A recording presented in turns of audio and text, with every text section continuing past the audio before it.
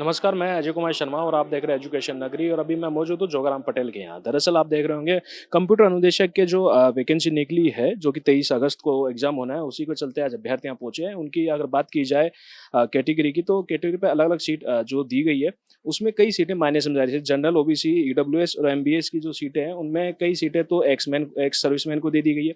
कई ex serviceman को देने के बावजूद भी सीटें माइनस में जा रही है। उसी के चलते आज जोगाराम पटेल जी के यहाँ पहुंचे। दरअसल कई जगह और भी ये जा चुके हैं। तो किस संदर्भ में ये लगातार आज संघर्ष कर रहे हैं और क्यों, इन सभी से बातचीत करते हैं। जी हाँ सर। आज आप आए किस मुद्दे पर? यही भर्ती की सर, पद इंक्रीज हो जाए, माइनस में पद है, फार्म भरने की मन नहीं कर रहा है।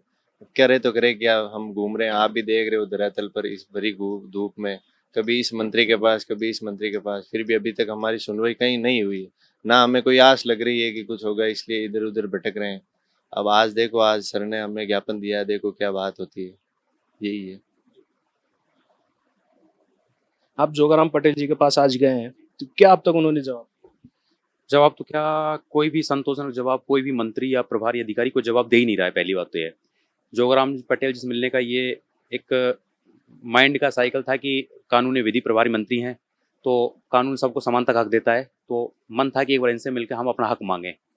बाकी ये मामला शिक्षा विभाग का है। शिक्षा विभाग ने जो एक नाकामी दिखाई है कि पदों को वर्गीकरण इस प्रकार से कर दिया है, तो उससे बहुत आहत हुए हैं। अब आगे देखना होगा कि हमारे साथ ये अत्याचार में कुछ शिथिलता मिलती है। बाकी लग नहीं रहा है, क्योंकि लगभग 15 या 20 दिन से ग्राउंड पे हर मंत्री, हर विधायक, हर किसी के पास दरवाजा हमने खटखटा लिया, लेकिन हमको किसी ने कोई आश्वासन नहीं दिया है। हमें कहीं से भी ऐसी कोई अच्छी खबर नहीं मिल रही है कि हमारे हक में कोई फैसला हो रहा है। शिक्षा विभाग का आपने बताया, तो मदन दिलावर से आप अभी इनसे पहले मिले, तो क्या उनका अब तक जवाब आया?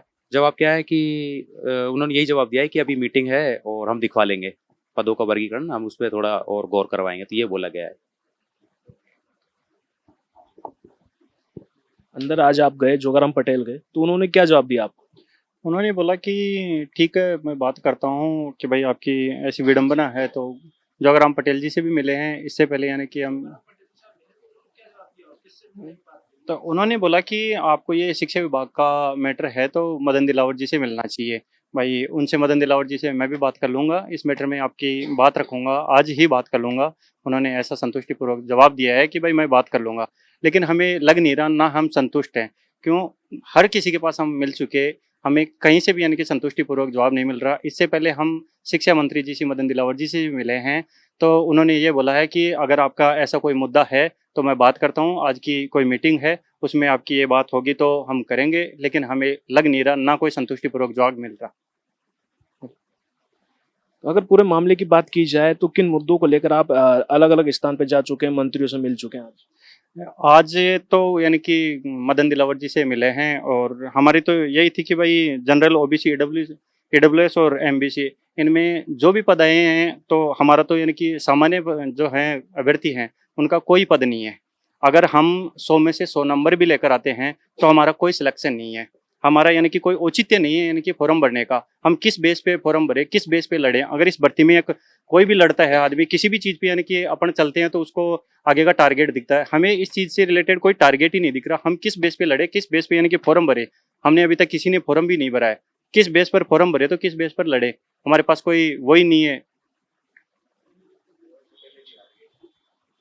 जी, अगर आपने आज मुलाकात की, इससे पहले भी आप बता रहे थे कई मंत्रियों से मिल चुके हैं, तो किन लोगों से अब तक मिले हैं और क्या-क्या जवाब अब तक रहा उनका? सर, हम लगभग वो कुछ विधायक भी थे और कुछ एमएलए भी थे और ये कुछ मंत्री भी थे, उनसे मिले थे। बट कहीं से संतुष्टजनक जवाब नहीं मिला है। इतने दिन से, आज हमें 15-20 दिन हो गए, हम इधर से उधर, जो कोई जहाँ बोलता है जाने का हम वहाँ पहुँच जाते हैं और टाइम से पहले पहुँचते हैं। उसमें भी हमें कभी इधर घुमा रहे, कभी उधर घुमा रहे, और जब जाते हैं तो वहाँ एक ही बात बोली जाती है, ठीक है हमारे पास ये मामला आ गया, हम देखते हैं। और 15-20 दिन हो गए, 15-20 दिन में ये एक निर्णय नहीं ले पाए कि हमारा इतना बड़ा मामला चल रहा है। हम ट्विटर पे भी एक्टिव हो रखे हैं, ग्रुप में भी एक्टिव है, हर जगह सोशल मीडिया पे हमने ये हमारी बात पहुंचाई है, लेकिन कोई भी इस बात को एक घोर तरीके से लेके इसमें कोई मुद्दा उठाना ही नहीं चाहता है। गवर्नमेंट भी पीछे हट रही है इतने दिनों से। इतनी धूप है और धूप में सब हम लड़कियां हैं, इधर से उधर आते जाते, पढ़ाई भी हमारी डिस्टर्ब हो चुकी है, ना हम फॉर्म फिल कर पा रहे, कुछ भी नहीं हो पा रहा है। गवर्नमेंट से जो उम्मीद है वो उस उम्मीद को भी इन्होंने कम कर दिया कि हमारा कुछ होगा। अगर आपकी मांगों की बात की जाए, मुख्यतः क्या-क्या आप लोगों की मांग रहे हैं? पदों में वृद्धि। स्टाफिंग पैटर्न लागू हो जाएगा तो पदों में वृद्धि हो जाएगी और उसके साथ साथ हमारा डेट एक्सटेंड भी हो जाएगा एग्जाम का, तो हम प्रॉपर तैयारी भी कर पाएंगे। अप्रोक्स 7,000।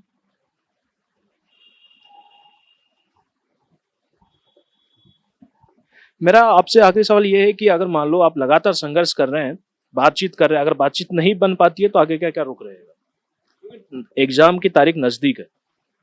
लेकिन मतलब हम इतना संघर्ष कर रहे हैं, इतने बच्चे आ रहे हैं 15-20 दिन से ग्राउंड पे पूरा कर रहे हैं, लेकिन किसी के द्वारा सुनी नहीं जा रही है हमारी बातें।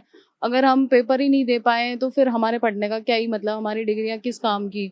हमें पेपर तो देना ही है, हमें हमें भी तो गवर्नमेंट जॉब का मौका मिलना चाहिए ना। अगर ये गवर्नमेंट हमारे साथ ऐसा करेगी कि पद ही नहीं देगी तो हम उसमें फिर क्या ही करेंगे, हम तो फिर पढ़ना ही बंद कर देते हैं, अपने घर चले जाते हैं।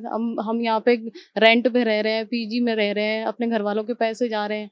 अगर ये गवर्नमेंट हमें पद ही नहीं देगी तो हम पढ़ाई फिर किस बेसिस पे करेंगे? तो वो उसका तो यहाँ रहने का मतलब ही नहीं रहेगा ना फिर। ये हमारे साथ तो ये तो वो हो गया कि कोई रोजगार तो दे नहीं रहे, बेरोजगार ही घूम रहा है युवा। तो इनका तो फिर सिर्फ रिकॉर्ड्स में नाम रह गया कि हाँ हमें मतलब हमने भर्ती निकाली है, इतनी निकाली है, लेकिन हमें नौकरी तो नहीं मिल रही है ना।